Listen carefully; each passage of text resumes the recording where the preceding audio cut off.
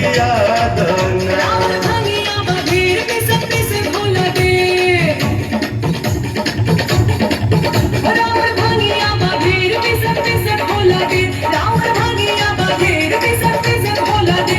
राउर भंगिया बघेर पिस घोला दे। दुख होला मारे दुख सहाय ना।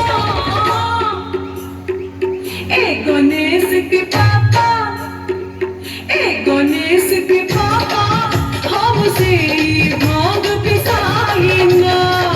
ए गणेश के पापा, हमसे भांग पिसाई ना। ए गणेश के मम्मी बस बाबर भांग खिया दना। ए गणेश के पापा, हमसे भांग पिसाई ना।